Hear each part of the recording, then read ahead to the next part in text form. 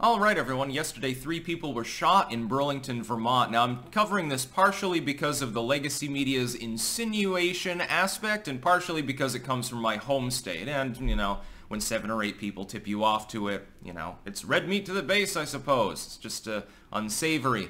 The problem is this. On the Vermont side, let me weigh in. I lived in Vermont for most of my life. For the last few years, I've been in the Netherlands. I spent a little time in Florida and Texas and Massachusetts, but for the most part, I've been in Vermont. Technically, though, I was born in the great state of New Hampshire. Live free or die. The homeland of G.G. Allen as well, so I'm in good company. But I've spent about 29 years of my 35 years of existence in Vermont. I'm familiar with Burlington. I was at UVM, for example, for several years. I've been there many times. Oftentimes people from Rutland will go to Burlington once in a while just to shop because you've got the mall that actually exists. You've got more stores and stuff. I like to buy local, and I like how Rutland has like all the little country stores and stuff like that. It's really the small town experience is more my vibe. Rutland doesn't really qualify as a city, per se, but Burlington has more in it. So like if you're in Vermont and you want, interesting food, I think there's now an Indian store in Rutland, which I think is actually a good thing. Diversifying your food actually works. Nobody has a problem with Indian immigrants, by the way, because they're the richest bloc in the entire United States by ethnicity, by the way.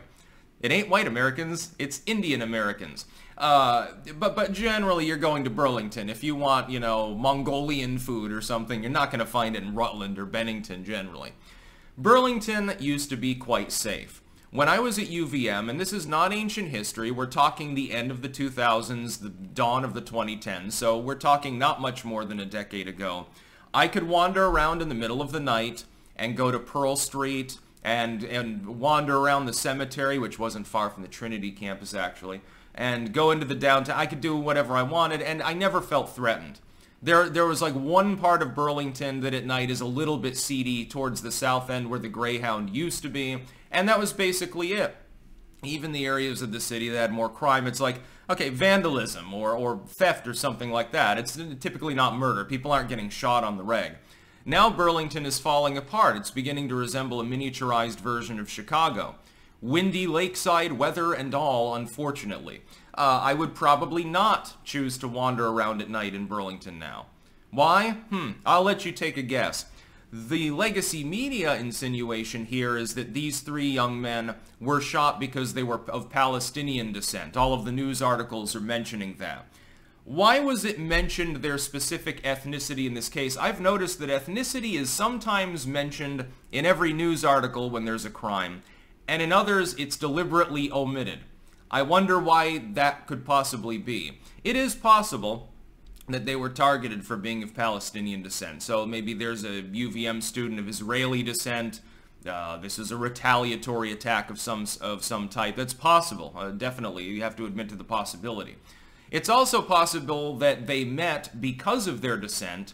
They happened to be together at the time of the shooting because they're fucking friends, and simply a shooting happened to happen at that time, and unfortunately they were the ones there getting shot. It could have been a gang drive-by, an initiatory shooting.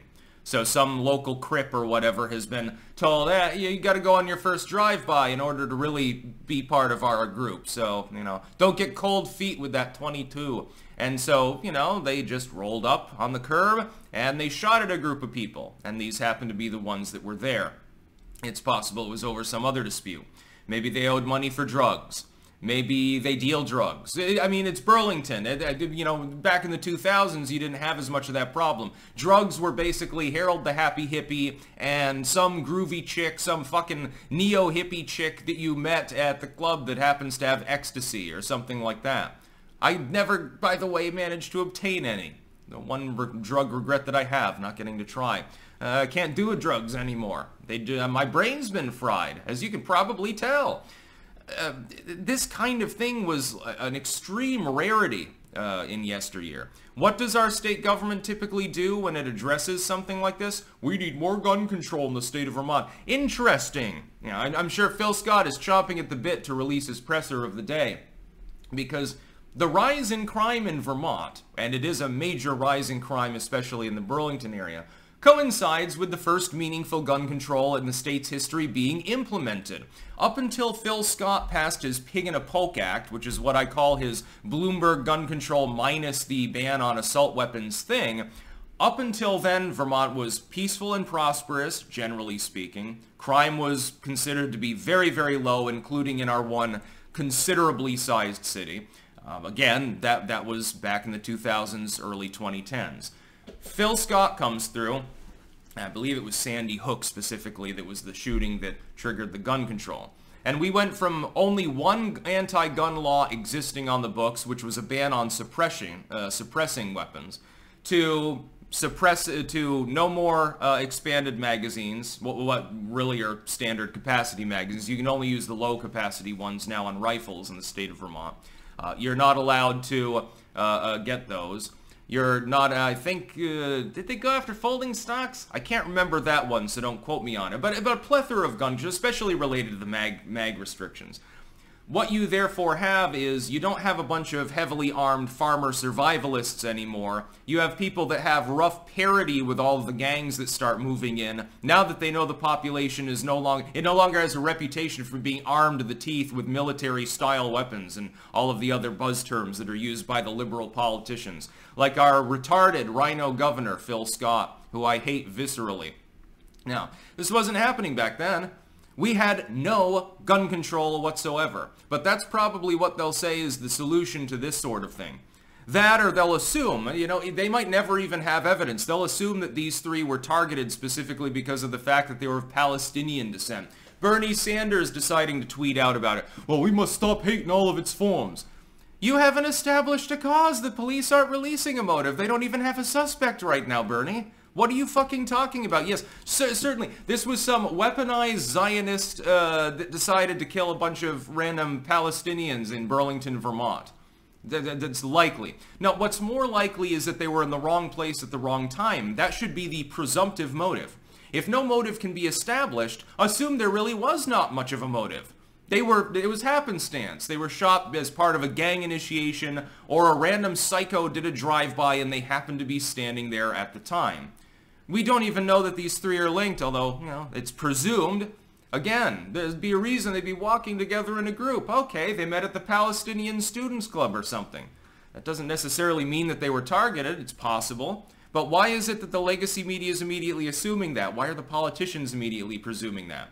Again, it could have been a drug deal related thing. It's Burlington. Burlington's full of drugs, even more now. And it's no longer Harold the hippie with his pod. It's, Ken the crackhead. Manny Methadone and people like that. It's becoming like Mogadishu.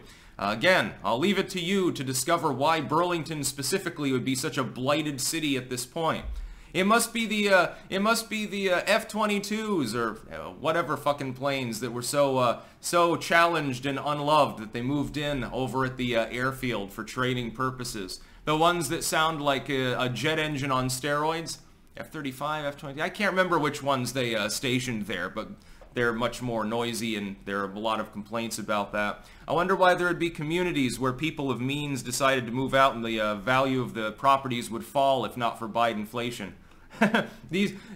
Try getting a house in Burlington that isn't next to the airport or in the South End and doesn't cost you $500,000 to start. That's a starter home in Burlington. Check the fucking property prices. Look, Rutland's expensive enough. I probably couldn't afford Burlington myself, and I make a decent income. Now, it's sad that our state is so dysfunctional that this has begun to happen. All we had to do was just keep doing what we were doing because it was working by and large. That and ride the waves of the federal government fucking us in the ass like with the Great Recession. That's about all. Peace out.